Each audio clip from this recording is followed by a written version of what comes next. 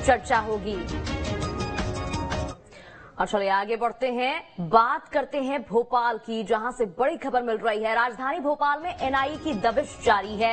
लगातार एनआईए की टीम कार्रवाई कर रही है। सोमवार को भी एनआईए ने छापेमारी कार्रवाई की। टेरर फंडिंग में शामिल संदिग्धों पर कार्रवाई हुई। संदिग्ध सलीम, जिसकी तलाश जारी है। सलीम के 5 दोस्तों से भी पूछताछ की गई है। उसके बारे में पता लगाने की कोशिश जारी है। टेरर फंडिंग मामले में छापेमारी जारी है। तो एचयूटी का सदस्य सलीम बताया जा रहा है। एनआईए की एक बार फिर से कार्रवाई, बड़ा एक्शन। एनआईए की टीम ने दबिश दी। सोमवार को एनआईए ने छापेमारी कार्रवाई करते हुए सलीम की तलाश शुरू कर दी है। उसके 5 दोस्तों से भी पूछताछ जारी है, जिससे कि जल्द से जल्द उस तक पहुंचा जा सके। सलीम के 5 दोस्तों से पूछताछ जारी है। संदिग्ध सलीम, जिसकी तलाश जारी है। सलीम के 5 दोस्तों से बातचीत हो रही है। एक बार फिर से एनआईए की टीम ने छापेमार कार्रवाई की है। लगातार एनआईए की टीम से आपको बता रहे हैं। देखिए, सलीम पर पुलिस को शक है कि ये एचयूटी का सदस्य है। ऐसे में ये टेरर फंडिंग मामले में शामिल हो सकता है।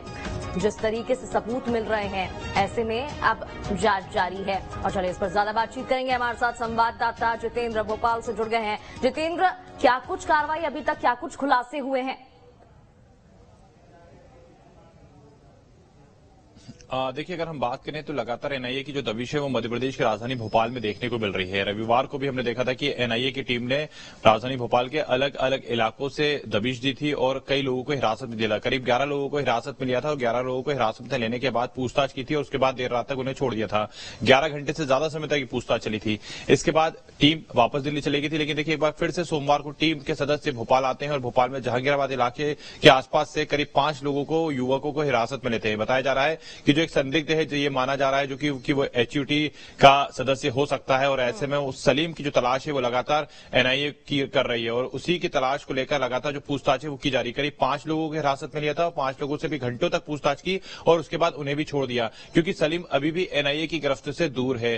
दरअसल एनआईए ने पहले जिस प्रकार से भोपाल में जो रेड की थी और उसमें जिस प्रकार से एचयूटी के सदस्य को गिरफ्तार किया था, तो ऐसे में सलीम का नाम भी निकल कर आया था। सलीम के बारे में कहा जाता है कि जहांगीराबाद में रहने वाला है। वो देखिए, न्यूज स्टेट और न्यूज स्टेट से उसके जो माता पिता है उनसे भी बात की जब हमने की थी, तो उस दौरान उनका ये कहना था कि सलीम इस प्रकार का नहीं है। सलीम सिर्फ और सिर्फ एक शिक्षक है, वो जो प्रोफेसर है। तो ऐसे में अगर वो प्रोफेसर है, किसी प्रकार से उसका कोई अंदेशा नहीं है, तो आखिर वो एनआईए के हाथ में क्यों नहीं आ रहा है, क्यों वो एनआईए से छुपता फिर रहा है? तो ये तमाम जो सवाल उठ रहे हैं और एनआईए जिस प्रकार से पूछताछ लगातार कर रही है एचयूटी के पकड़े गए आतंकियों से, तो उनकी निशानदेही पर एचयूटी के सदस्य होने का जो शंका है वो एनआईए को है कि सलीम भी एचयूटी का सदस्य हो सकता है। और ऐसे में सलीम को लेकर लगातार जो दबिश है वो दी जा रही है। देखिए, रविवार को भी एनआईए ने दबिश दी थी, जिसमें एक महिला को भी हिरासत में लिया था, लेकिन बाद में छोड़ दिया गया था। उसके बाद सोमवार को भी एनआईए की दबिश रही और ऐसे में अब ये माना जा रहा है कि एनआईए जल्द से जल्द सलीम को भी गिरफ्तार करेगी और उससे पता पूछेगी, उससे पता लगाएगी कि आखिर क्या वो भी एचयूटी के संगठन का शाह है या नहीं। लेकिन देखिए, जिस प्रकार से एनआईए दबिश दे रही है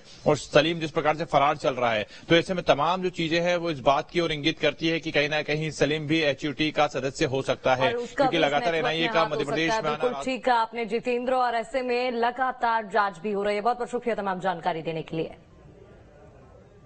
चलिए आगे बढ़